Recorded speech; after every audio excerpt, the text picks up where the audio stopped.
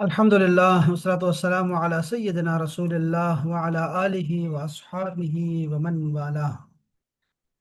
अहबाब ज़ी वक़ार, अल्लाह ताला आप सबको खुश रखे। बहुत बहुत शुक्रिया आपकी तशरीफ़ आवरी का।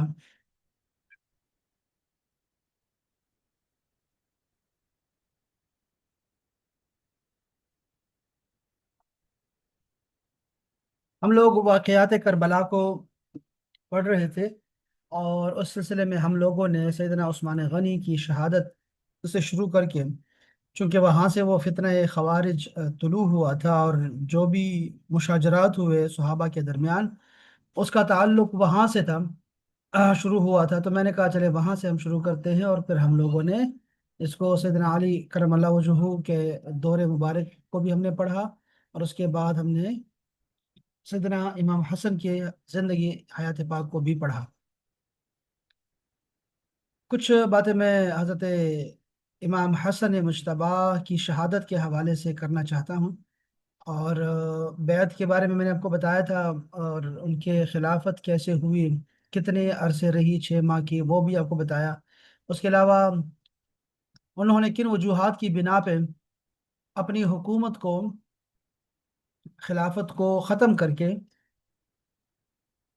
हज़रत अमीर मुआविया को हुकूमत दे दी थी और वो किन शराइत पे दी थी, वो भी हम लोगों ने कल हमने पढ़ी अल्हम्दुलिल्लाह ताला। तो उसी को मैं आगे लेके जाना चाह रहा हूँ।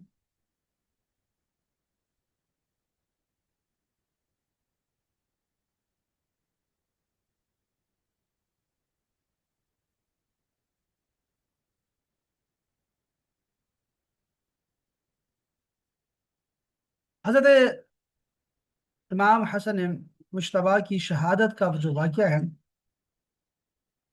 मैं वो आपको बताता हूँ, लेकिन आपको एक चीज़ यहाँ पर मैं ऐड करना चाहूँगा। यहाँ पर कुछ जो है वो कुछ अहवाल आपको उनकी हयात पाक के हवाले से वो भी आपको बताना चाहूँगा। और वो ये थे कि हज़रत इमाम हसन और मुश्तबा, इन्होंने सिर्फ 6 महीने का जो है वो दौरे हुकूमत देखा, जो कि खिलाफत राशिदा कहलाता है।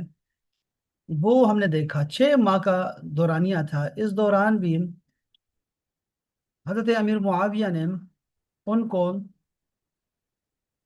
हमेशा जो है वो सख्त किस्म की अपोजिशन का जो है वो हाल दिया। अब हज़रत अमीर मुआविया जो थे वो तो चूंकि दिमश्क में थे, शाम में थे, तो यहाँ कौन था जो कि टफ टाइम दे रहा था सैयदना इमाम हसन मुज्तबा को। मैं उस शख्स के बारे में भी आपको बताना चाहता हूँ जिन्होंने अहले बैत को बहुत सख्त वक़्त दिया और बहुत तकलीफ दी, और वो है मुसलमानों में से, और उसका नाम है मरवान बिन हकम।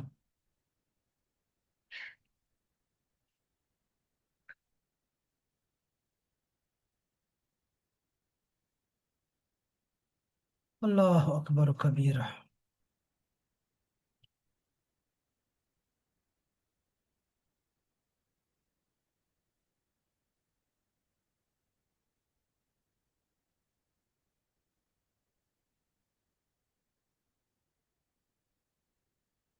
हमने कल ये पढ़ा था, यहाँ तक हम लोगों ने पढ़ा था कि जो हुकूमत जब हवाले कर रहे थे इमाम हसन, तो हज़रत अमीर मुआविया को उन्होंने कुछ शराइत के साथ हुकूमत दी थी। और उसमें ये भी था कि हुकूमत जो होगी वो कुरान और हदीस के सुन्नत के मुताबिक चलाएंगे, यानी इस्लामी हुकूमत आप चलाएंगे, एक ये था। दूसरा ये था कि जो हज़रत अली शेर खुदा के जो साथी थे, जिन्होंने माजी में आपके साथ मुखालिफत रखी और हज़रत अली शेर खुदा का साथ दिया था, उनके खिलाफ आप कार्रवाई नहीं करेंगे। और तीसरी जो चीज़ थी वो ये था कि नहीं, आप सियासी इंतकाम नहीं लेंगे। और तीसरी बात जो थी वो थी जाननशीनी की, कि आपने अपने बाद जाननशीन नहीं मुकर्रर करना, बल्कि आपने जो है वो हुकूमत को या तो वापस कर देना है इमाम हसन मुज्तबा को, اور یا پھر جو ہے وہ مسلمانوں کو آپ نے چھوڑ دینا ہے کہ وہ خود اپنا خلیفہ چنیں۔ یہ بات ہو گئی ان کے درمیان، اور انہوں نے امیر معاویہ کو حکومت دے دی۔ اب ہمارے تاریخ چونکہ بہت زیادہ کتابوں میں ہے اور ساری مستند ہے، وہ اس میں بہت سارے واقعات انہوں نے جمع کیے ہوتے ہیں، لیکن ہمیں مجموعی طور پہ بنو امیہ کا جو کردار ہے وہ سب کے سامنے ہے، اور وہ ڈکا چھپا ہے نہیں، چونکہ اتنی زیادہ مخالفت کی حضرت علی شیر خدا کی، اتنی زیادہ، پھر امام حسن مجتبیٰ کی، اور پھر حضرت امام حسین پہ تو انتہا کر دی۔ تو جس کی وجہ سے بنو امیہ کا نام بار بار آئے گا۔ بنو عباس کے دور میں بھی ایسے کچھ ہوا، لیکن وہ یہ نہیں تھا، آپ نے کبھی نہیں سنا ہوگا کہ ابھی ابھی لوگ، میں نے سنا ہے کہ کچھ ایسے بھی جو ہے نا کم بخت ہیں، بد نصیب ہیں، جو کہ بنو عباس کو بھی کہہ رہے ہیں کہ بنو عباس کو بھی تو ذرا رگڑے نا، ان کے بارے میں تو کچھ کہے نا۔ تو جو نقصان بنو امیہ کے دور میں اور دیا صحابہ کرام اور اہل بیت کو، خصوصی طور پہ صحابہ کرام کو، عمومی طور پہ، یعنی کہ اکثر وہ کہتے ہیں بھئی یزید کو تو پتہ ہی نہیں تھا کربلا کا، اور اس لیے آپ کیوں یزید کو بار بار گالیاں دیتے ہیں، لعنتیں کرتے ہیں، کافر کہتے ہیں، زانی بدکار کہتے ہیں، فاسق کہتے ہیں، جو کہ وہ ہے۔ تو کیوں کہتے ہیں آپ؟ کیوں؟ وہ صرف اہل بیت کا قاتل نہیں تھا، بلکہ وہ واقعی ہررا کا بھی جو ہے وہ اس کا بھی ذمہ وار تھا۔ اس نے مکہ پہ بھی حملہ کیا، خانہ کعبہ پہ بھی حملہ کیا، مدینے پہ بھی حملہ کیا۔ اس کے جو 3 ساڑھے 3 سال 4 سال کا دور تھا، وہ تو ظلم اور بربریت کی انتہا تھی، اس میں صحابہ کرام کی بے ادبی گستاخیوں کی تو انتہا تھی۔ تو کوئی بھی سمجھدار آدمی، ایمان والا آدمی، میں یہ کہوں گا تو ذرا اچھا رہے گا کہ ایمان والا آدمی کبھی بھی یزید کا ساتھ نہیں دے گا۔ وہ بد نصیب ہوگا، اس نے جنت میں جانا ہے کہ نہیں، اس نے کوئی سوچا بھی ہے جنت کے بارے میں یا نہیں، یہ کوئی تاریخ کی غلطیاں نہیں ہیں، نہ ہی کسی نے کسی کو اس پہ ابھارا ہے، نہ ہی یہ ہے کہ کوئی تاریخ میں کوئی گڑبڑ ہو گئی ہے۔ کتنی گڑبڑ ہوگی، کتنی گڑبڑ ہوگی ہے۔ تو وہ اس کو کبھی بھی اس کی طرفداری نہ کریں، کبھی اس کے سمت نہ چلیں، وہ بدبخت رہے گا، اس کو سائڈ پہ کریں، کبھی اس کا نام اچھے لفظوں سے یاد نہ کریں۔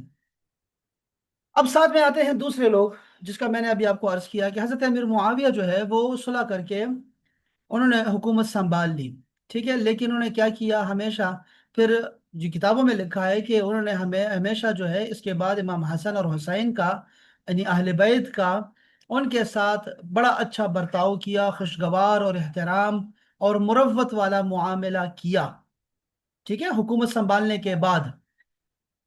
حضرت ابن معاویہ کے ابھی واقعات میں آپ کو بتاتا ہوں ان کے دور حکومت کے، لیکن اس سے پہلے میں آپ کو حضرت امام حسن بصری کا، امام حسن مجتبیٰ کا، ان کے ساتھ جو معاملہ تھا خوشگواری کا، وہ بھی امام علامہ ابن کثیر نے بھی روایت کیا ہے، اور امام ذہبی نے بھی اس کو روایت کیا ہے کہ جب حضرت امام حسن اور امام حسین جب کبھی بھی دمشق آیا کرتے تھے، دارالخلافہ تھا وہاں پہ، امیر معاویہ نے، حضرت معاویہ نے کوفہ سے دارالحکومت کو بدل دیا تھا، دمشق کر دیا تھا۔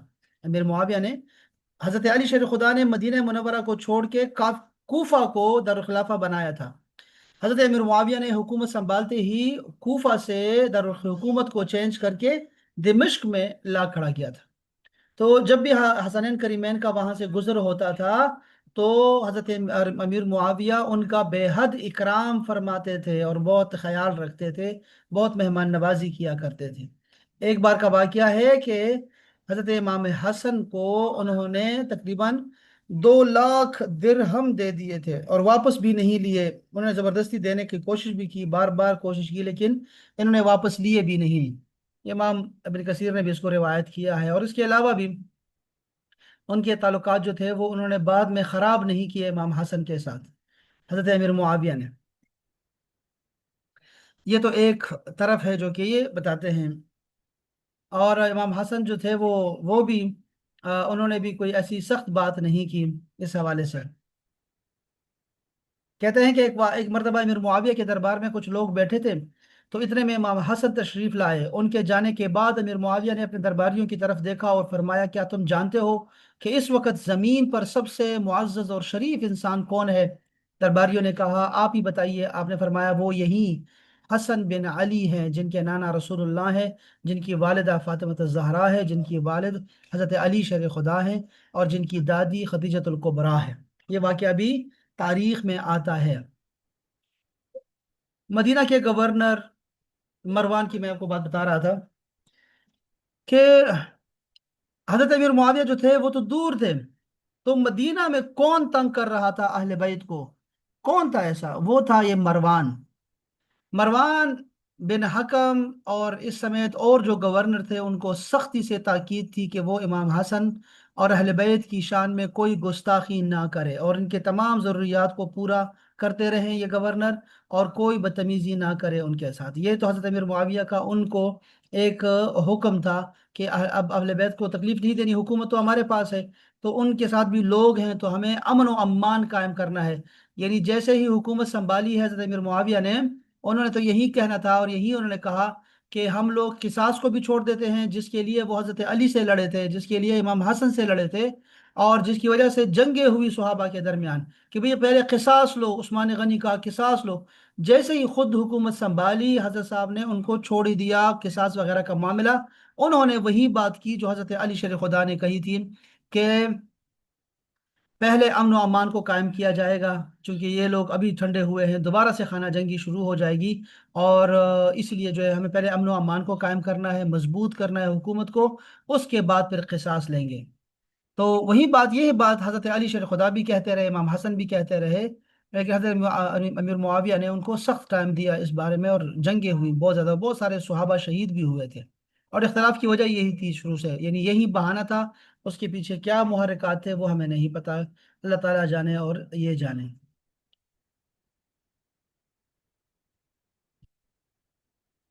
اچھا، میں آپ کو دوبارہ سے مروان کی طرف جو ہے وہ، پہلے میں آپ کو شہادت کے واقعات بھی بتاتا ہوں آپ کو، لیکن پہلے میں آپ کو یہ مروان کے حوالے سے کچھ بتانا چاہتا ہوں کہ اہل سنت والجماعت کے نزدیک، جو کہ میں اب علامہ ابن کثیر کا نام اس لیے لیتا ہوں کہ وہ جو ہے وہ مستند ہیں اہل سنت کے نزدیک، ٹھیک ہے جی، اور اسی طرح ابن حجر مکی، امام زاہبی، ان سب کے مطابق مروان بن حکم، اس نے امام حسن اور اہل بیت کی شدید مخالفت کی اور عداوت اس کے ساتھ رکھی، اہل بیت کے ساتھ، اور اس کے اصل میں وجوہات سیاسی بھی تھے، خاندانی بھی تھے، اور نفسیاتی بھی تھے۔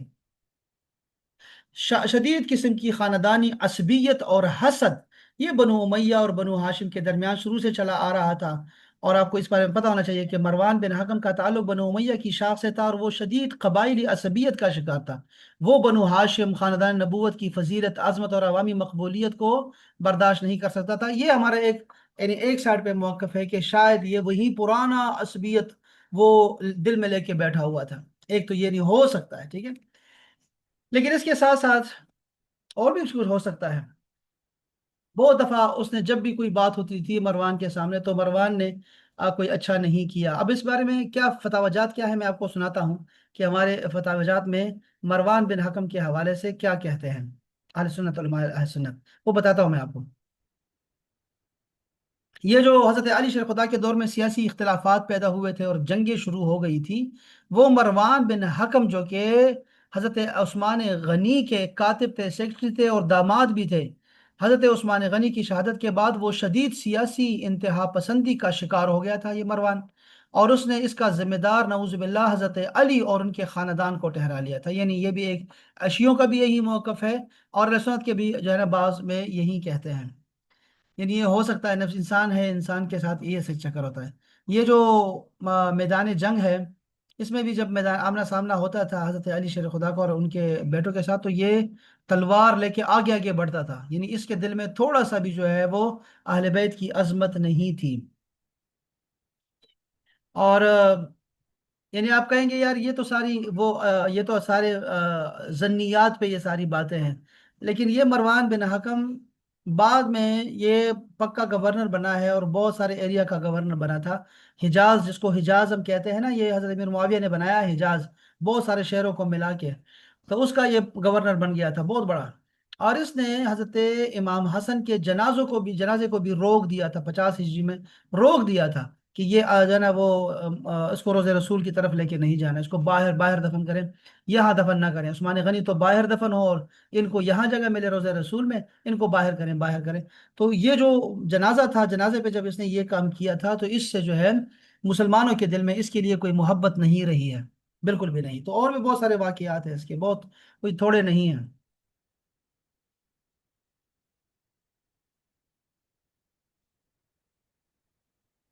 یہ علامہ ابن کثیر نے لکھا ہے، میں اس کے مروان کے بارے میں آپ کو بتانا چاہتا ہوں۔ لکھتے ہیں کہ امام حسن کی وفات ہوئی اور ان کا جنازہ حضور صلی اللہ علیہ وسلم کے حجر مبارک روضہ رسول میں تدفین کے لیے لایا گیا تو مروان بن حکم بنو امیہ کے لوگوں کو لے کر آ گیا اور اس نے سخت مخالفت کی۔ مروان نے کہا کیا عثمان کو مدینے سے باہر بقیع میں دفن کیا جائے اور حسن کو یہاں دفن کیا جائے؟ ایسا کبھی نہیں ہوگا یہاں تک کہ میں زندہ ہوں، جب تک میں زندہ ہوں یہ نہیں کروں گا۔ صحابہ کا، اس میں صحابہ تو کھڑے تھے سارے، سارے مدینہ پاک میں سارے جمع ہیں، تو اس لیے ابو ہریرہ جو ہے وہ آگے بڑھے اور مروان کو سختی سے سمجھایا کہ مروان تم حسن کو رسول اللہ کے پاس دفن ہونے سے روکتے ہو، جبکہ رسول اللہ نے خود فرمایا تھا کہ حسن اور حسین جنت کے جوانوں کے سردار ہیں۔ لیکن مروان نے بات نہیں مانی اور فتنے سے بچنے کے لیے حضرت عبداللہ ابن عمر اور دیگر صحابہ نے امام حسین کو راضی کیا کہ جنازہ جنت البقیع منتقل کر دیا جائے۔ مروان ہی تھا جو کہ ممبر پر گستاخی کیا کرتا تھا، یاد رکھیں۔ علامہ ابن حجر مکی نقل کرتے ہیں کہ مروان بن حکم جب مدینہ کا گورنر تھا تو وہ اہل بیت اور حضرت علی کی شان میں سخت جملے بولتا تھا۔ امام حسن اس کی فتنہ انگیزی کا جواب دینے کے بجائے خاموشی اختیار فرماتے تھے۔ جب امام حسن کی وفات ہوئی تو مروان ان کے جنازے کو کندھا دینے لگا، جنازے کو کندھا دینے لگا کیونکہ یہ سیاسی لوگ ہیں نا، اب کندھا دینے لگا، اور ساتھ میں اس کی نیت کیا، ہمیں کیا پتا کہ نیت اس کی ٹھیک تھی یا غلط تھی، ہم زیادہ فیصلہ بھی نہیں کر سکتے ان چیزوں کا، اس لیے ہم نے یہ سارے جھگڑے اللہ پہ چھوڑے ہوئے ہیں، لیکن ہم تاریخ پڑھ رہے ہیں، تاریخ میں جو لکھا ہوا ہے وہ آپ کو بتا رہا ہوں میں۔ تو اس نے کندھا دینے لگا تو امام حسین نے یہ دیکھ کر تعجب سے فرمایا آج تم ان کے جنازے کو کندھا دے رہے ہو، حالانکہ جب یہ زندہ تھے تو تم انہیں کیا کیا تکلیفیں نہیں اب بتاتے تھے اور کیا کیا نہیں سناتے تھے۔ مروان نے جنازے کو دیکھتے ہوئے جواب دیا ہاں، میں یہ سب کچھ کیا کرتا تھا، لیکن میں یہ سب اس ہستی کے ساتھ کرتا تھا جس کا حلم، بردباری اور صبر اس پہاڑ یعنی کہ جو احد کا پہاڑ ہے اس سے بھی بڑا تھا، یعنی وہ بہت برداشت کرنے والے تھے۔ اچھا اچھا، اللہ اکبر۔ اور حضرت امام حسن کا شدید زہر کا شکار ہونا اور قاتل کا نام چھپانا، امام زہبی نے اپنی اس مائناز کتاب میں جو کہ ان کی کتاب ہے اعلام النبلاء، اس میں انہوں نے صحیح سند کے ساتھ عمیر بن اسحاق سے روایت کیا ہے کہ امام حسن نے بستر مرگ پر اپنے بھائی امام حسین سے فرمایا مجھے کئی بار زہر دیا گیا لیکن اس بار جیسا زہر کبھی نہیں دیا گیا، میرا جگر کٹ کٹ کر گر رہا ہے۔ جب امام حسین نے زہر دینے والے کا نام پوچھا تو امام حسن نے صاف انکار کر دیا اور فرمایا اگر وہ وہی ہے جس پر میرا شک ہے تو اللہ کا عذاب زیادہ سخت ہے، اور اگر وہ نہیں ہے تو میں نہیں چاہتا کہ میری وجہ سے کسی بے گناہ پر آفت آئے۔ یہ والا موقف یاد رکھیں احباب، یہ خاص بات تھی، ٹھیک ہے۔ امام حسن مجتبی رضی اللہ تعالی عنہم، ان کو زہر دے کر شہید کیا گیا تھا، زہر 40 دن تک وہ تڑپتے رہے، 40 دن تک، اور جوانی کی حالت میں یعنی کہ 46 47 کی عمر میں ان کی شہادت ہوئی ہے، آپ ذرا یہ ساری چیزیں نوٹ کیا کریں۔ لیکن انہوں نے اپنے قاتل کا نام نہیں بتایا کیونکہ وہ مدینہ میں رہتے تھے، اور مدینہ میں وہ خون ریزے نہ ان کے والد چاہتے تھے اور نہ ہی یہ چاہتے تھے، مدینہ میں کوئی خون نہیں گرانا چاہتے تھے، یہ تھے اہل بیت، انہوں نے نام نہیں بتایا۔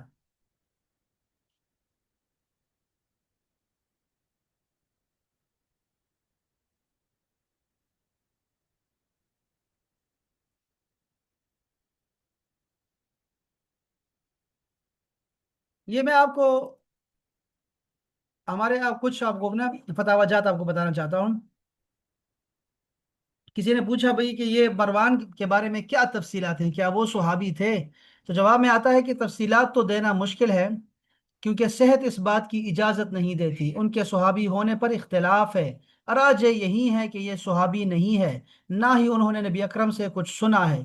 امام ابن ابی حاتم الرازی نے کہا ہے کہ سمعت ابا زرعہ یقول مروان بن حکم لم یسمع من النبی شیئا، مروان نے کچھ بھی نبی سے نہیں سنا. کان مروان علی عہد النبی ابن 5 سنین او نحوہ، مروان اس وقت 5 سال یا اس کے قریب قریب کوئی اس کی عمر تھی جب رسول پاک صلی اللہ علیہ وسلم کے حیات پاک میں اتنے ہی عرصے گزاری ہے.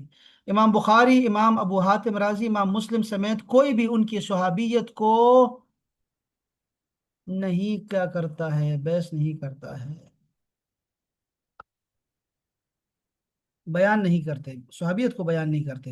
ہاں، یہ فتاوی جائز جو ہے وہ ہمارے یہ بھی ایک فتاوی ہے، اور اس کو میں چھوڑ رہا ہوں، آگے چلتا ہوں کہ اور کیا کہتے ہیں. یہ ہمارے بنور ٹون والوں نے صرف کہا، تو کیا کیا وہ صحابی تھے؟ تو کہتے ہیں مروان بن حکم صحابی نہیں تھے. یہ بنور ٹون کا جو ہے پرانا فتویٰ ہے. مروان بن حکم صحابی نہیں تھے بلکہ تابعین میں سے تھے، جبکہ یہ حضرت طلحہ کے قتل میں شریک بھی تھے، طلحہ کو قتل کیا تھا. یہی وجہ ہے کہ وہ شرعاً فاسق، فاجر اور گناہگار ضرور ہوئے ہیں، لیکن ان کا کفر میں انتقال کر جانا ثابت نہیں ہے.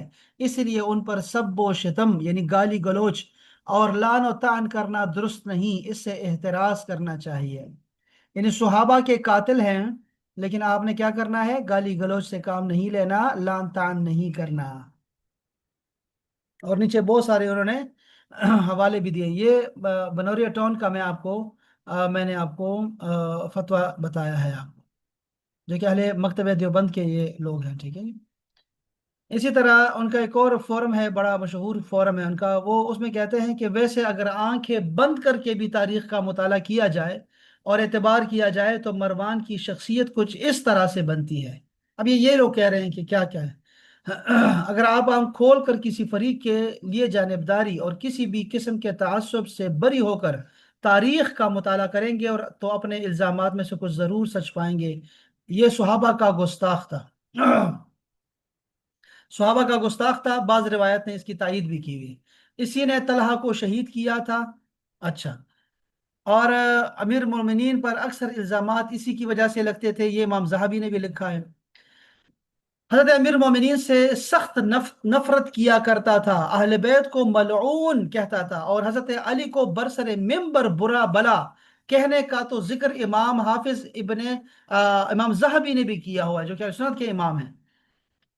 امام حسن کو پیغمبر اسلام کے پہلو میں دفن کرنے سے اسی نے روکا، اور یہ بات سب کو پتا ہے. عبد الرحمن بن ابو بکر سے جھگڑ پڑا تھا. ان کو الفاظ نکالے، یہاں تک کہ ام المومنین عائشہ کو اپنے بھائی کی صفائی دینے پڑ گئی تھی. اور یہ علامہ سید سلیمان ندوی نے بھی اس کو لکھا ہے. حسین رضی اللہ تعالیٰ عنہ کو مدینے میں قتل کرنا چاہا تھا. اچھا یاد رکھیے، مروان خبیث وہی ہے، اور خبیث میں کہہ رہا ہوں، مروان وہی ہے، مروان بن حکم، جس نے حضرت امام حسین کو مدینہ میں قتل کرنا چاہا تھا. جب یزید بیٹھا تھا نا، تو یہ چاہ رہا تھا کہ مدینے میں ہی اس کو قتل کر دے، یہاں سے کوئی فتنہ باہر نہ نکلے. حضرت امام حسین اسی وقت چلے گئے تھے، مدینے سے مکہ چلے گئے تھے. یہ مکہ پہنچا تو مکہ سے وہ چلے گئے کوفہ کی طرف نکل پڑے. یہی بندہ تھا، یہ جو میں آپ کو بتا رہا تھا کہ وہ تو شام میں بیٹھے ہوئے، یہاں کون تنگ کر رہا ہے اہل بیت کو، ان کے گھروں میں کون تنگ کر رہا ہے. تو وہ یہ تھا. ٹھیک ہے جی. وہ مروان بن حکم کا نام یاد رکھیں.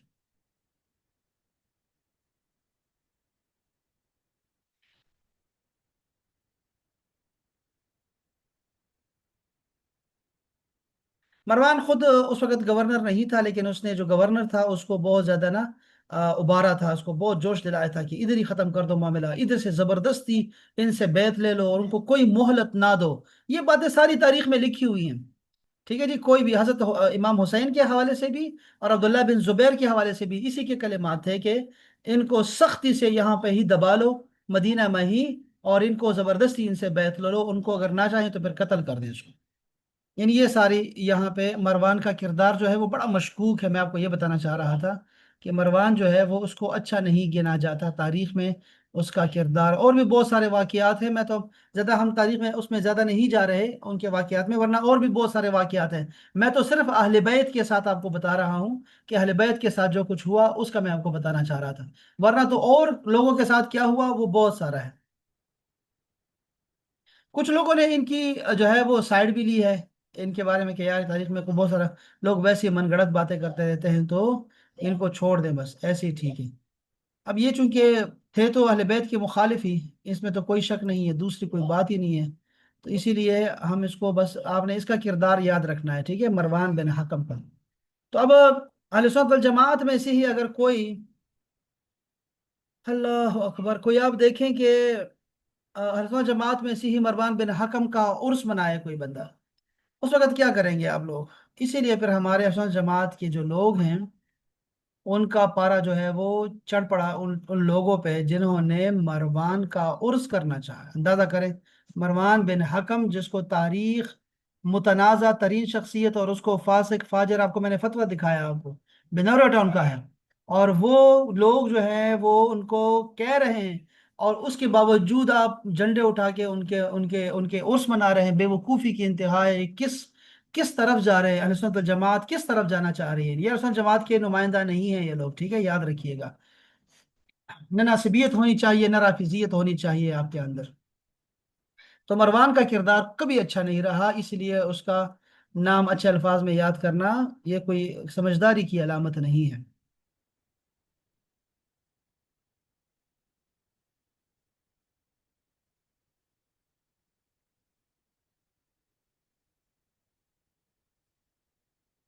میں نے یہ اس سے پوچھا اے آئی سے، میں نے کہا مروان کا ذرا تعارف تو کروا دے اہل سنت جماعت کی مستند لوگوں سے۔ تو اس نے کہا کہ مروان بن حکم جو تھا وہ اس کا تعلق بنو امیہ کے خاندان سے تھا، اس کے باپ حکم بن ابی العاص تھا جو حضرت عثمان کے چچا تھے، یوں مروان حضرت عثمان کا چچا زاد بھائی تھا۔ اسی لیے تو بار بار وہ کہتا تھا کہ میں نے چچا کا بدلہ لینا، چچا کا بدلہ، چچا کا بدلہ، اور قصاص قصاص قصاص۔ اور آپ کو تاریخ خود جو ہے نا اس بات کا فیصلہ کر چکی ہے کہ حضرت علی شیر خدا حق پر تھے، اس لیے اہل سنت والجماعت کا ایک ہی موقف ہے کہ حضرت علی شیر خدا ہمیشہ حق پہ رہے ہیں، حق ہمیشہ اہل بیت کے ساتھ رہا ہے، ٹھیک ہے جی، یاد رکھیں۔ اس وقت بھی حضرت علی شیر خدا کہہ رہے تھے کہ شہادت عثمان غنی کے بعد کہ پہلے جو ہے امن و امان کو قائم کیا جائے، حکومت کو مضبوط کیا جائے، پھر ہم قصاص لے لیں گے، ورنہ یہ تو خانہ جنگی شروع ہو جائے گی، اور مدینہ کے اطراف میں یہ اشارہ کچھ ہوگا، تو یہ نہیں ہونا چاہیے۔ لیکن حضرت امیر معاویہ جو تھے وہ مسلسل اس بات پہ مصر رہے، انہوں نے اپنی خلافت کا اعلان کر دیا کہ ہم نہیں مانتے آپ کو، آپ کی بیعت ہی نہیں کریں گے، اور سخت مخالفت شروع کر دی کہ نہیں، قصاص ہونا چاہیے۔ تو یہ مروان بھی اسی کا یہی ایک ہی ہے بس۔ تو اب کیا ہوا کہ جب اس کے بعد امام حسن کا دور آیا، یہی ان کا تھا، اور اس کے درمیان میں جنگیں ہوئی بہت زیادہ، لیکن جب یہ خود گورنر بنا ہے، مروان خود گورنر بنا ہے، حضرت امیر معاویہ خود حکومت لے کے بیٹھ گئے، سلطان بن گئے، امیر بن گئے، تو انہوں نے قصاص کو پیچھے کر دیا۔ قصاص نہیں چاہیے، اب یہ چچا کا بیٹا ہے، ماموں کا بیٹا ہو یا پھر پھوپھی زاد ہو، ہم نے ابھی جو ہے وہ نہیں لینا، اور قصاص جو ہے آرام سے کریں گے، پہلے حکومت کو مضبوط کریں۔ تو اسی لیے اہل سنت جماعت نے یہ کہا ہے کہ حضرت امیر معاویہ اگرچہ وہ غلطی پہ تھے لیکن ان کی اجتہادی غلطی تھی۔ اجتہادی غلطی کیا ہوتی ہے؟ اجتہادی غلطی کیا ہوتی ہے پتہ ہے آپ کو؟ اجتہادی غلطی کے بارے میں حدیث پاک موجود ہے کہ جب مجتہد، یعنی ایک پڑھا لکھا عالم، یہاں تو صحابہ کا لیول ہے نا، صحابہ کے لوگ ہیں، یہ تو صحابہ ہیں، تو اگر وہ کوئی فیصلہ کرتا ہے اور اس کی نیت صحیح ہو، نیت درست ہو، اخلاص والا ہو، ایمان والا ہو، تو پھر اگر وہ غلطی بھی کر جائے اپنی بات میں، تو تب بھی جو ہے وہ اس کی اجتہادی غلطی شمار ہوگی، اور اس کو ایک ثواب ملے گا، پھر بھی کوئی اس کو گناہگار نہیں کہے گا۔ اسد جماعت کے نزدیک یہ بات، یہ یہی موقف ہے ہمارا اجتہادی غلطی کے حوالے سے۔ تو کیا یہ جو امیر معاویہ نے کیا کہ اپنی خلافت کا اعلان کر دیا، اور قصاص قصاص کے مقابلے میں انہوں نے پھر حضرت علی شیر خدا کو کے ساتھ تلوار کے ساتھ جنگ کی ہے، تو کیا وہ جو کچھ بھی تھا، کیا وہ غلطی کے بنا پہ تھا، اجتہاد کی بنا پر تھا؟ تو اگر وہ اجتہاد کی بنا پر تھا تو اسی لیے پھر اہل سنت جماعت نے جو ہے کف لسان سے کا حکم دیا ہے کہ اپنی زبان کو روکے رکھو امیر معاویہ کے حوالے سے، ان کو کچھ نہ کہو، وہ صحابہ رسول ہیں، اور ان کو کچھ برا بلا نہ کہیں، حالانکہ وہ غلطی پر ہیں، لیکن ان کا معاملہ اللہ پہ چھوڑ دو، حق جو ہے وہ حضرت علی شیر خدا کے پاس ہے۔ ٹھیک ہے جی، اب اس میں پھر یہ ہوتا ہے کہ جب آپ تاریخ پڑھتے ہیں پڑھتے ہیں پڑھتے ہیں تو پھر آپ کو کبھی بھی ان سے محبت نہیں رہتی۔ یہ بڑا ایک یہاں پر جو بھی پڑھتا ہے تاریخ کو، جو بھی آپ تاریخ کو پڑھیں گے تو پھر آپ کہیں گے کہ یار حضرت علی اور حضرت امام حسن، امام حسین، ان سب کے ساتھ، اہل بیت کے ساتھ بہت ظلم ہوا ہے، اور ان کے ساتھ ناروا ظلم ہوا، جو روا جائز نہیں تھا انہوں نے کیا ہے۔ جن کے ساتھ بغض رکھنا بھی منافقت تھی، جن کے خلاف زبان درازی کرنا بھی ایمان سے خارجیت تھی، ان کے خلاف تلواریں اٹھا کے کھڑے ہو جائیں، اور ایک ایسے موقف پہ جب بعد میں آپ خود ہی نہ مانیں اور وہی بات کریں تو پھر کیا ہوگا؟ اسی لیے بہت بڑی غلطی تھی، اجتہادی غلطی، پہلی غلطی یہ تھی حضرت امیر معاویہ کی۔ تو یہ پہلی غلطی جو کہ تاریخ ساری بار بار دہراتی رہتی ہے، تو یہ پہلی غلطی تھی۔ دوسری غلطی پھر یزید کی جانشینی کا تھا کہ اس کو بنا دیا اپنا ولی عہد بنا دیا اور اس کو جانشین بنایا، یہ دوسری غلطی تھی، اور وہ اس کا بھی خمیازہ امت کو بھگتنا پڑ گیا۔ لیکن حضرت امیر معاویہ کا دور 20 سال کا دور تھا، اور انہوں نے اس میں بہت ترقی کی۔ عام طور پہ اگر دیکھا جائے نا، مجموعی طور پہ دیکھا جائے تو انہوں نے اسلام کو جو ہے بہت فائدہ دیا، جو کہ ہم لوگ آگے پڑھیں گے۔ لیکن اہل بیت کے ساتھ کیا ہوا وہ الگ سے ٹاپک ہے، چونکہ ہم لوگ محرم میں ہیں، تو محرم میں ہم لوگ یہی بات ڈسکس کرنا چاہ رہے ہیں کہ بنو امیہ کا مجموعی طور پہ، اور حضرت امیر معاویہ کا، مروان کا، یزید کا کیا معاملہ تھا حضرت علی، حضرت امام حسن اور حسین کے ساتھ، تو وہ سب کے سامنے ہے۔ اللہ اکبر و کبیرہ۔ یہ جو تھا مروان، حضرت عثمان غنی کے دور خلافت میں مروان کا ان کا خاص کاتب سیکرٹری تھا اور مشیر بن گیا۔ بعد میں حضرت معاویہ کے دور میں مدینہ منورہ کا گورنر مقرر ہو گیا تھا۔ بادشاہت کا جو دور تھا، امیر معاویہ کے بیٹے یزید اور پھر یزید کے بیٹے معاویہ ثانی کے انتقال کے بعد مروان خود 64 ہجری میں دمشق میں بنو امیہ کا خلیفہ بادشاہ بن گیا تھا، اور اس کی نسل سے اموی حکومت کا دوسرا دور شروع ہوا، جس کو مروانی دور کہتے ہیں۔ اہل سنت کی مستند کی کتب کے مطابق مروان کا رویہ اہل بیت اطہار بشمول حضرت علی، امام حسن، امام حسین کے ساتھ انتہائی سخت، متعصبانہ اور معاندانہ، یعنی دشمنی پر مبنی رہا تھا۔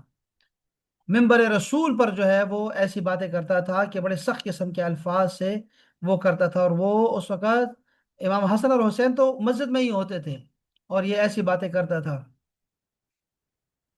اور اس لیے امام حسن جو تھے وہ فتنہ انگیز ماحول سے بچنے کے لیے خطبے کے دوران مسجد سے دور رہتے تھے، اور صرف نماز کے وقت داخل ہوتے تھے، جمعے کی نماز کے لیے۔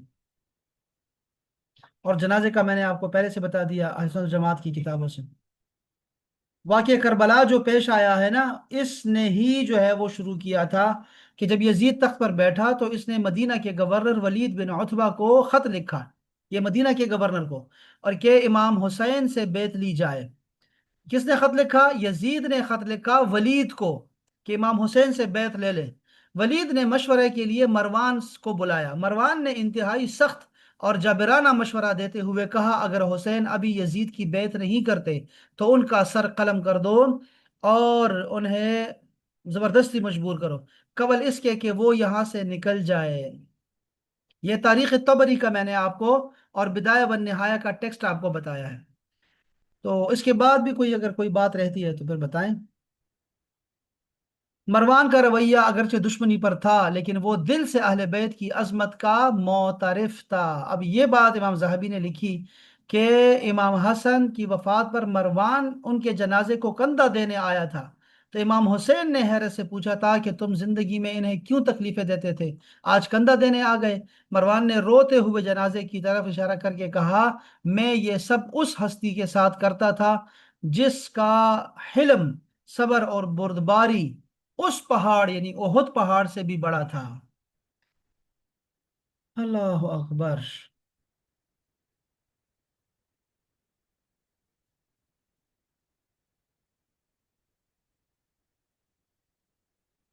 تو امام حسن کو زہر دے دیا گیا تھا، میں اس تفسیر میں نہیں جانا چاہتا، پھر بہت معاملہ طویل ہو جائے گا۔ تو انہوں نے زہر دیا گیا تھا، اور انہوں نے اپنے قاتل کا نام نہیں بتایا۔ 40 دن تک وہ تکلیف میں رہے، شدید تکلیف میں رہے، یہاں تک کہ آپ نے اظہار بھی کیا، جوانی کا عالم تھا، لیکن پھر بھی جو ہے آپ کی جب شہادت ہوئی ہے تکلیف میں، تو پھر آپ نے سختی سے منع کیا کہ مدینہ پاک میں کوئی خون خرابہ نہیں ہونا چاہیے میرے جنازے پہ۔ یہ اپنے چھوٹے بھائی کو اسپیشلی آپ نے نصیحت فرمائی تھی کہ میری خواہش ہے کہ مجھے میرے نانا رسول اللہ کے پہلو میں ان کے حجر مبارک میں دفن کیا جائے۔ خون خرابہ نہ کرنے کی شرط بھی آپ نے ہی رکھی تھی، چونکہ بنو امیہ کا دور تھا، تو آپ نے کہا تھا کہ یہ بنو امیہ رکاوٹ بنے اور فتنے یا خون خرابے کا خدشہ ہو تو تم ہر کس ضد نہ کرنا، بلکہ مجھے خاموشی سے مسلمانوں کے عام قبرستان جنت البقیع میں میری والدہ فاطمہ الزہرا کے پاس دفن کر دینا۔ میں نہیں چاہتا کہ میرے جنازے پر لوگ جو ہے وہ جو ہجامہ کرنے والے پچھنے لگواتے ہیں نا، خون کا ایک قطرہ بہنے جتنا بھی جھگڑا نہ نہیں ہونا چاہیے، کسی کا خون نہیں بہنا چاہیے، ایک قطرہ بھی نہیں بہنا چاہیے۔ جیسے ہی امام حسن کی وفات کی خبر مدینہ پاک میں پھیلی تو پورے شہر میں کوہرام مچ گیا۔ علامہ حافظ ابن کثیر لکھتے ہیں کہ مدینہ کی گلیوں میں مرد اور عورتیں دھاڑے مار مار کر رو رہے تھے، اور یوں لگتا تھا جیسے مدینے پر کوئی بہت بڑی آفت آ گئی ہو۔ آپ کو غسل آپ کے بھائی حضرت امام حسین، حضرت عبداللہ بن جعفر اور اہل بیت کے دیگر افراد نے دیا تھا۔ اہل سنت کے عقیدے کے مطابق امام حسن کی نماز جنازہ مدینہ کے سرکاری گورنر نے پڑھائی تھی، جو کہ اہل بیت کے عالی ظرف کی بڑی دلیل ہے کہ آپ نے انہی سے کروائی تھی۔ یہ اصل میں چونکہ طریقہ یہی ہے شریعت میں کہ گورنر اگر موجود ہو، گورنر کا نام تھا سعید بن عاص، وہی آگے بڑھی اور نماز پڑھائی ہے۔ امام حسین نے انہی اسی کو کہا، کیونکہ اگر یہ سنت نہ ہوتی تو میں آپ کو کبھی آگے نہ کرتا۔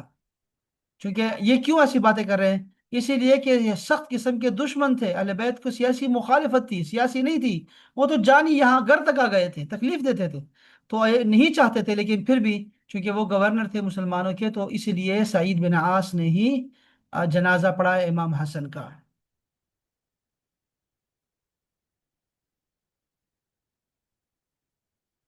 اللہ اکبر۔ نماز جنازہ کے بعد تابوت مبارک کو حضور کے حجرے کے مبارک کی طرف لے کے جانے لگے، تاکہ وہاں آخری بار نانا کے حضور پیش کر کے تدفین کی اجازت لی جا سکے، تو وہاں بنو امیہ کے مسلح لوگ راستے میں حائل ہو گئے۔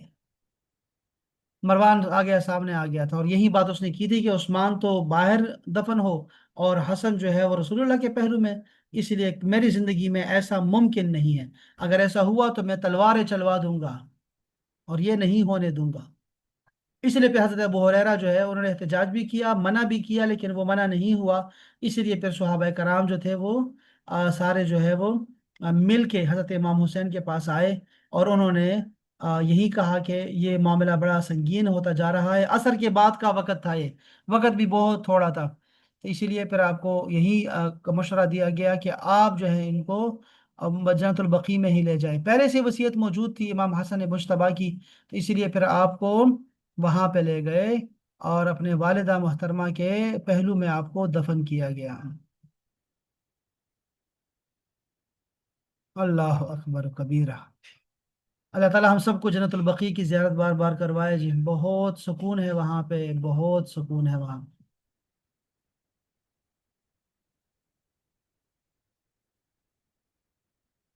یہ امام ابن سعد طبقات الکبریٰ میں، اور انہوں نے لکھا ہے، علامہ ابن کثیر نے بھی البدایہ والنہایہ میں لکھا ہے کہ زہر اور شہادت کے درمیان 40 روز کا فرق تھا۔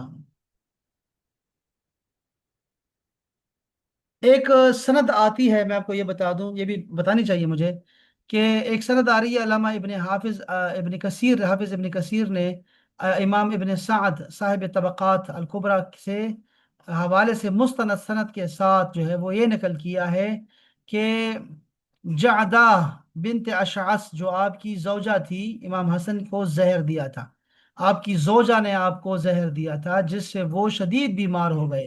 راوی کہتے ہیں کہ شدید قے اور خون آنے کی وجہ سے ان کے سامنے تقریباً 40 دن تک ایک برتن رکھا جاتا تھا اور دوسرا اٹھایا جاتا تھا، خون کے آپ الٹیاں کیا کرتے تھے، آپ کا جگر متاثر ہو گیا تھا، آنتیں متاثر ہو گئی تھی، اور مسلسل بستر پر رہے تھے، اور آپ نے یہ شکایت اپنے بھائی حسین سے بھی کی تھی۔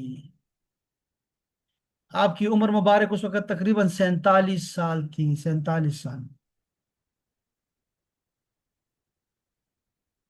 یہ 50 ہجری کی بات ہے، 50 ہجری۔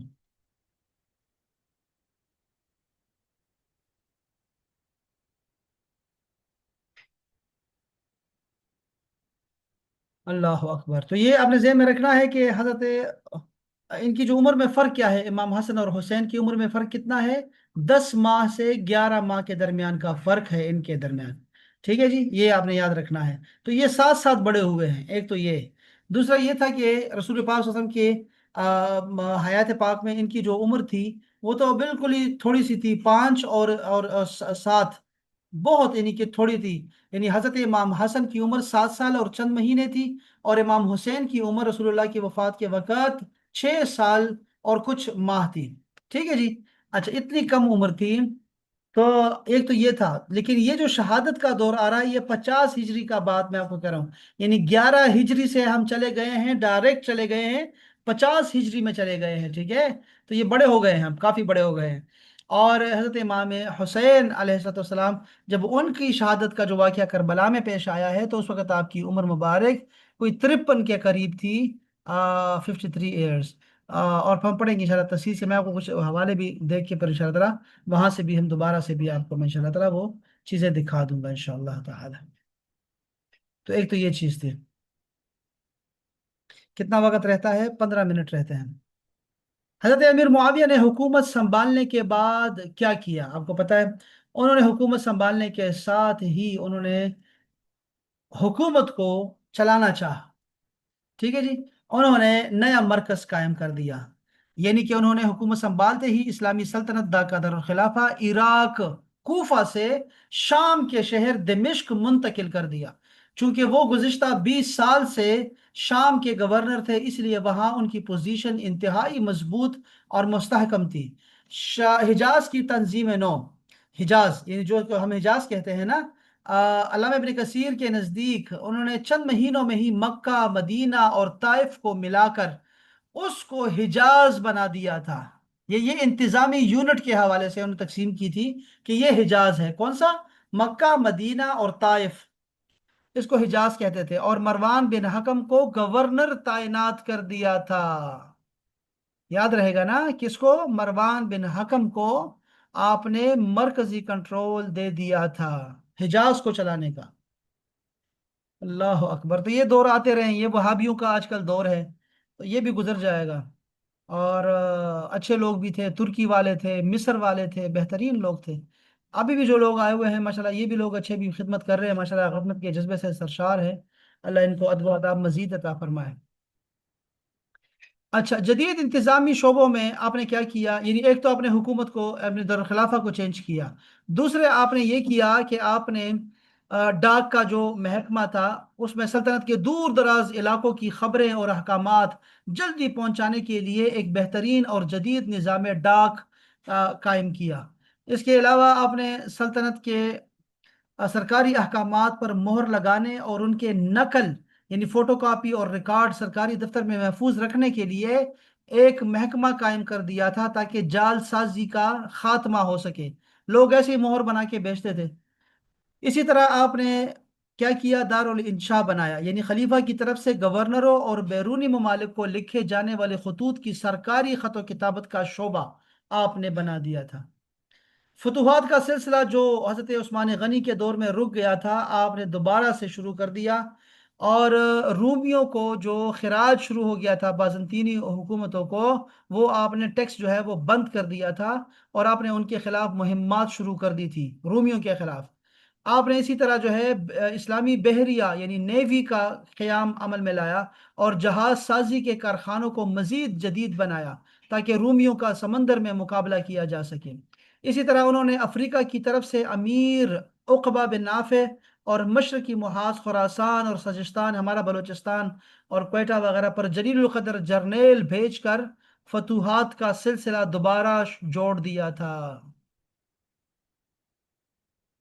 दाखिली फितनों यानी खवारिज की सरकूबी के लिए आपने सख्त पॉलिसी बना दी थी। कूफा और बसरा चूंकि खवारिज और सियासी इंतशार का मरकज बन चुके थे, इसीलिए अमीर मुआविया ने वहां अमन व अमान कायम करने के लिए सख्तगीर और बाअसर गवर्नरों जैसे मुगीरा बिन शुअबा और जियाद बिन अबी को तैनात कर दिया था, जिन्होंने फितना परस्त पसंदों का सख्ती से कला कमा कर दिया।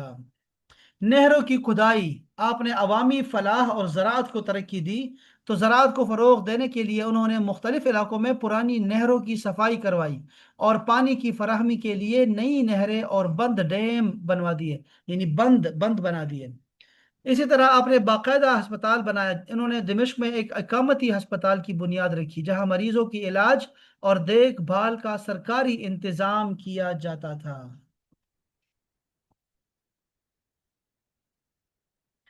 حضرت علی شیر خدا حضرت امیر معاویہ نے حکومت سنبھالنے کے بعد حضرت علی شیر خدا کے ساتھیوں اور اپنے سابقہ سیاسی مخالفین کے ساتھ عام معافی اور مصالحت کی پالیسی کو اپنایا۔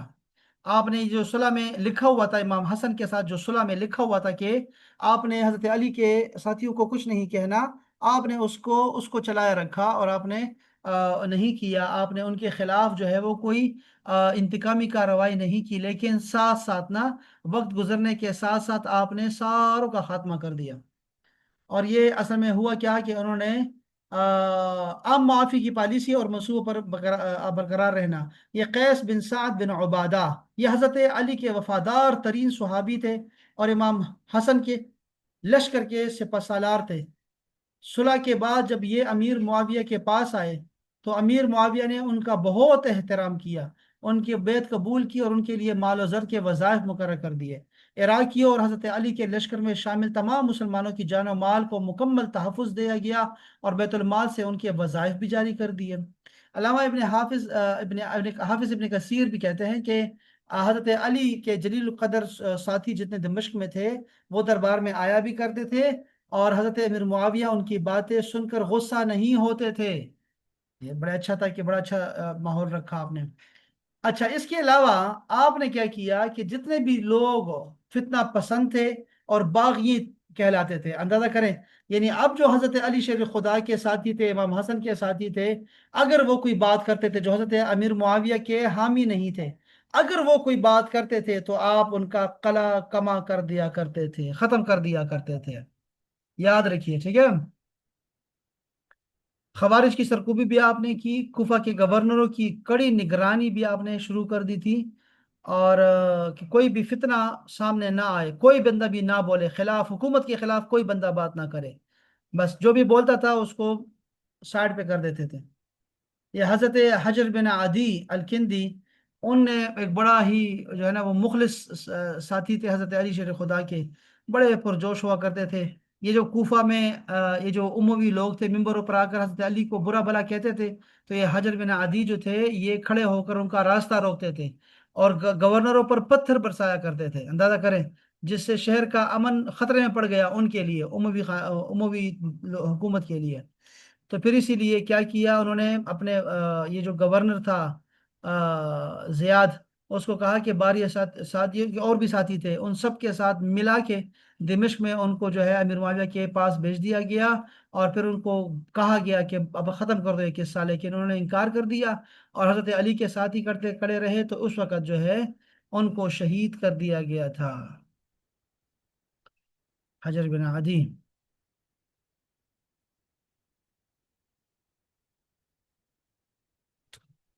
آپ نے قصاص کا جو معاملہ تھا وہ آپ نے ملتوی کر دیا تھا۔ حالات کی تبدیلی، قاتلین عثمان کسی ایک جگہ یا ایک شخص کی شکل میں موجود نہیں تھے، بلکہ وہ کوفہ، بصرہ اور مصر کے لشکروں اور قبائل میں اس طرح گھل مل گئے چکے تھے کہ ان پر ہاتھ ڈالنے کا مطلب تھا ایک نئی ملک گیر خانہ جنگی کو دعوت دینا۔ اسی لیے اپنے ترجیح اول حضرت امیر معاویہ نے کیا رکھی کہ امن قائم کیا جائے، رکی ہوئی فتوحات کو دوبارہ شروع کیا جائے، اسلامی سلطنت کی سرحدوں کو محفوظ بنایا جائے۔ چنانچہ انہوں نے حکومت سنبھالتے ہی فوری طور پر قصاص کا مقدمہ قائم نہیں کیا، بلکہ اسے مصلحت کے تحت پیچھے چھوڑ دیا۔ حضرت امیر معاویہ کا بی بی عائشہ اور صحابہ کو بھی جواب تھا، انہوں نے بھی سختی سے کہا۔ سیدہ عائشہ صدیقہ نے پوچھا کہ اب تو آپ کے پاس پوری سلطنت کی طاقت ہے، اب آپ عثمان کی قصاص کا کیا کر رہے ہیں؟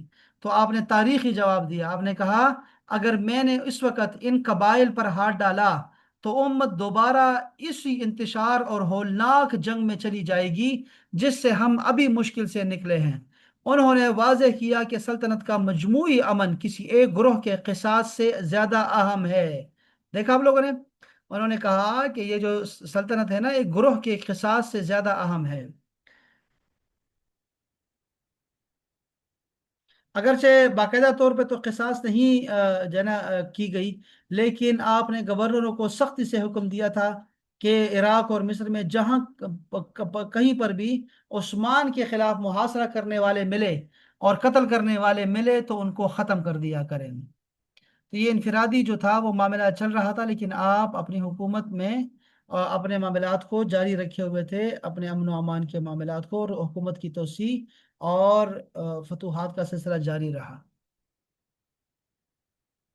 ایک دفعہ حضرت عثمان غنی کی صاحبزادی حضرت امیر معاویہ کے دربار میں خود آئی اور اپنے والد کے خون کا ذکر کر کے رو پڑی، تو امیر معاویہ نے ان کا بہت احترام کیا اور فرمایا: اے میری بھتیجی، لوگ اب ہمارے فرما بردار ہوئے ہیں، اگر میں نے اب ان کے خلاف تلوار اٹھائی تو وہ دوبارہ بغاوت کر دیں گے، لہٰذا اس امن کو برقرار رہنے دو۔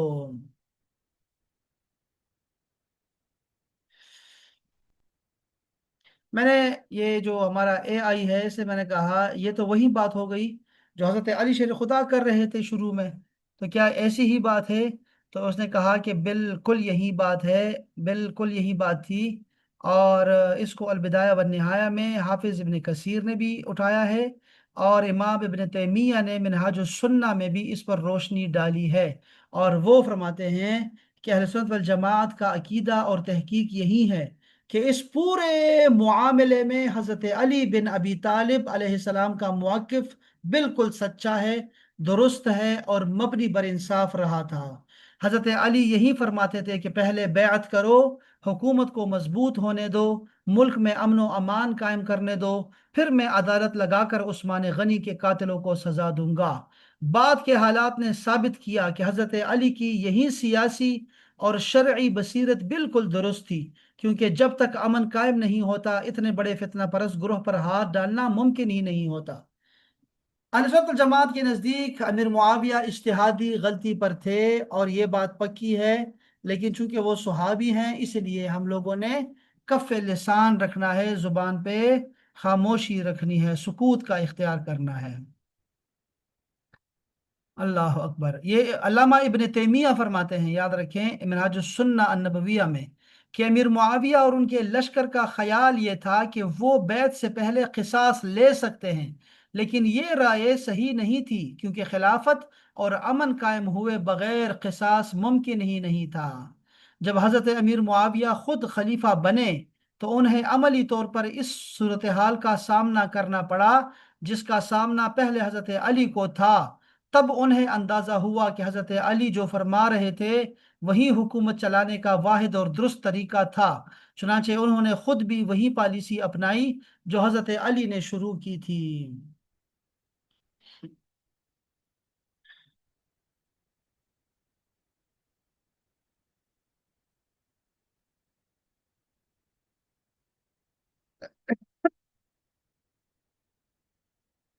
حضرت علی، حضرت امیر معاویہ کے موقف کو اہل سنت جماعت کے عقیدے اور علمی اصطلاح میں اجتہادی غلطی، یعنی error of judgement, error of judgement یا اجتہادی غلطی کہا جاتا ہے۔ ٹھیک ہے جی، یہ بات آپ نے سمجھنی ہے۔ اجتہاد کیا ہوتا ہے یہ سمجھ لیے کہ اسلامی شریعت میں جب کوئی مستند عالم، فقیہ یا صحابی کسی ایسے مسئلے میں قرآن و سنت کی روشنی میں اپنی پوری عقل اور خلوص نیت کے ساتھ کوئی شرعی حل یا سیاسی فیصلہ تلاش کرنے کی کوشش کرے جہاں واضح حکم موجود نہ ہو تو اسے اجتہاد کہتے ہیں۔ اجتہاد کے بارے میں صحیح بخاری کی مشہور حدیث ہے کہ رسول پاک علیہ الصلوۃ والسلام نے ارشاد فرمایا: جب کوئی حاکم اجتہاد کر کے فیصلہ کرے اور وہ حق تک پہنچ جائے، درست ہو تو اسے دوہرا اجر ملتا ہے، اور اگر وہ اجتہاد کرے اور اس سے غلطی ہو جائے تو بھی اسے ایک اجر ملتا ہے۔ اجتہادی غلطی صرف اس وقت مانی جاتی ہے جب غلطی کرنے والے کی نیت میں کھوٹ، دین سے بغاوت یا اناد شامل نہ ہو، بلکہ وہ نیک نیت سے دین اور امت کا فائدہ سوچ رہا ہو۔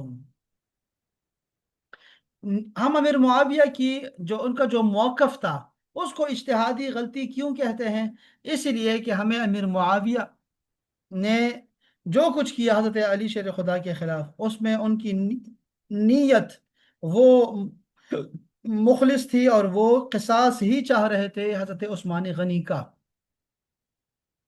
تو اسی لیے ان کو گناہ یا کفر کے بجائے اجتہادی غلطی کا نام دی گیا، ان کی خلوص نیت کی وجہ سے۔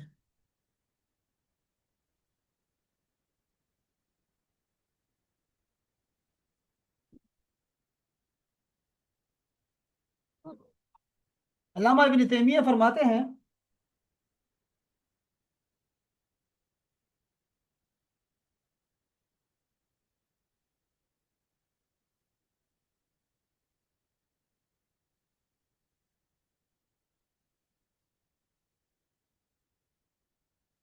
علامہ ابن تیمیہ فرماتے ہیں کہ حضرت علی اور امیر معاویہ کا معرکہ خلافت کے لیے نہیں بلکہ قصاص کے لیے تھا۔ اس معاملے میں حضرت علی کا اجتہاد درست تھا اور امیر معاویہ کا اجتہاد غلط تھا، لیکن امیر معاویہ دین سے خارج یا گناہگار نہیں تھے، کیونکہ ان کا مقصد حق کی تلاش تھا۔ امام نووی بھی جو ہے وہ بھی صحیح مسلم کی شرح میں لکھتے ہیں کہ صحابہ کرام کے مابین ہونے والی جنگیں نفسانی خواہشات کے لیے نہیں تھی، ہر گروہ کا خیال تھا کہ حق اسی کے ساتھ ہے۔ چونکہ ان کا مقصد دین کی اصلاح تھا، اس لیے خطا کرنے والے کو بھی گناہگار نہیں کہا جائے گا۔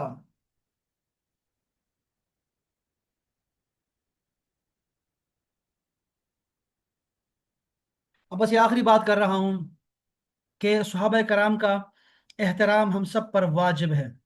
رسول اللہ صلی اللہ علیہ وسلم کی سختی سے جو ہے بہت ساری احادیث ہے جس میں آپ نے بہت زور دے کے صحابہ کرام کے ادب و احترام اور ان کے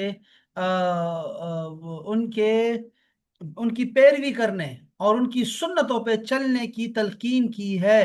اس لیے ہمیں جو ہے ان کا احترام ہمیں کرنا چاہیے۔ حضرت امیر معاویہ صحابی ہیں۔ صحابی کا صحابی کی جو تعریف ہے وہ یہ ہے کہ ایک لمحے کے لیے بھی کسی نے ایمان کی حالت میں رسول پاک صلی اللہ علیہ وسلم کو دیکھا، ان کی صحبت پائی اور پھر ایمان کی حالت میں وہ دنیا سے چلا گیا، وہ آدمی تو وہ صحابی کہلاتا ہے، ٹھیک ہے جی۔ تو ہمیں سب صحابہ کا احترام کرنا ہے چونکہ یہ امت میں سب سے اعلیٰ لوگ ہیں۔ اسی لیے اگر وہ آپس میں لڑتے رہے، غلطی کرتے رہے تو ہمیں جو ہے کم سے کم احتیاط کرنی چاہیے بول چال میں اور ہمیں کوئی بھی بات کرنے میں۔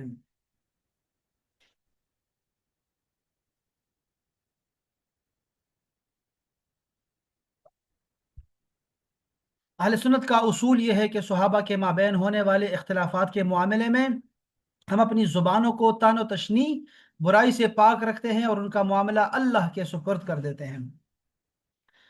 انشاءاللہ تعالیٰ اس کا بقیہ حصہ پھر حضرت امیر معاویہ کی حکومت اور ان کی وفات اور اس کے بعد جانشین کا جو جانشینی کا مسئلہ ہے وہ انشاءاللہ تعالیٰ کوشش کریں گے کہ کل ہم پڑھیں انشاءاللہ، اور پھر اس کے بعد واقعہ کربلا ہم لوگ جمعے کو انشاءاللہ تعالیٰ پڑھیں گے انشاءاللہ تعالیٰ۔ اللہ تعالیٰ ہمیں حق کہنے، حق سننے اور حق کی معرفت نصیب فرمائے، اور اللہ تعالیٰ ہم سب پہ رحم و کرم فرمائے، پوری امت پہ رحم و کرم فرمائے۔ جتنے بھی لوگ ہیں، آ، ہاں قصاص یہ تو بنیادی سوال ہے۔ عائشہ صدیقہ پوچھ رہی ہیں کہ قصاص کیسے کہتے ہیں؟ قصاص کا مطلب یہ ہوتا ہے کہ خون کے بدلے خون۔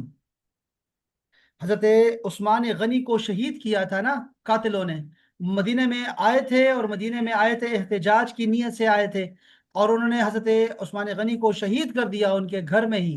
تو اسی لیے ان کے جو خاندان والے تھے بنو امیہ، انہوں نے قصاص کا مطالبہ کیا تھا، اور اسی طرح ہوتا ہے کہ خاندان والے مطالبہ کرتے ہیں تو یہ قصاص کا مطلب ہوتا ہے کہ جان کے بدلے جان۔ کون ہے قاتل؟ قاتلوں کو نکالو اور ان کو پھانسی پہ چڑھا دو، ان کو قتل کر دو، یہ مطالبہ تھا۔ اس کو قصاص بولتے ہیں، قصاص۔ قصاص جو ہے وہ خون کے بدلے خون ہوتا ہے، اور دیت خون بہا ہے، خون بہا۔ آپ 100 اونٹ دے دیں، پھر آج کل ہمارے ہاں اب پاکستان میں پتہ نہیں اب کتنا بڑھ گیا، چونکہ پیسے تو ہمارے آگے پیچھے ہوتے رہے ان کی قیمت، لیکن پاکستان میں ایک خون بہا جو ہے وہ تقریباً 85 لاکھ کے قریب ہے، 85 لاکھ، 85 لاکھ جو ہے روپے، وہ ایک بندے کی جو ہے وہ دیت ہے، یعنی خون بہا ہے، ٹھیک ہے جی۔ اور قصاص کا مطلب یہ ہوتا ہے کہ بندہ مارا ہے تو بندہ ہی مارنا ہے، جو کہ ایران میں ہوتا ہے، آگے پیچھے بھی کہیں ہوتا ہوگا، تو ہاں پاکستان میں ایسا نہیں ہے۔ پاکستان میں لوگ خود بدلہ لے لیں تو لے لیتے ہیں، اب پٹھانوں میں جس طرح ہوتا ہے بھائی وہ خود ہی بدلہ لے لیتے ہیں بس۔ تو ایسا نہیں ہونا چاہیے حکومت کو، اور یہ جو ہے اپنے قانون کو ہاتھ میں نہیں لینا چاہیے، حکومت سے ہی کرواتے ہیں سارا کچھ۔ تو اللہ تعالیٰ ہم سب کو بھی اچھا مسلمان بننے کی توفیق عطا فرمائے۔ ان لوگوں کی جو بڑے بڑے لوگ ہیں، بڑے لوگ ہیں، انہوں نے حق کی خاطر زندگی گزاری ہے، حق کی خاطر بولے ہیں، اور انہوں نے اپنی حیات صرف کی ہے دین کی خاطر۔ تو اللہ تعالیٰ ان کے درجات بلند فرمائے، ان کی خطاؤں سے اللہ تعالیٰ ان کو صرف نظر فرمائے، درگزر فرمائے، اور اللہ تعالیٰ ہمیں قیامت میں ان کے ساتھ ہی رکھے، اور ان کے ساتھ ہمیں سرخرو کر کے بغیر حساب و کتاب کے جنتوں میں داخل فرمائے۔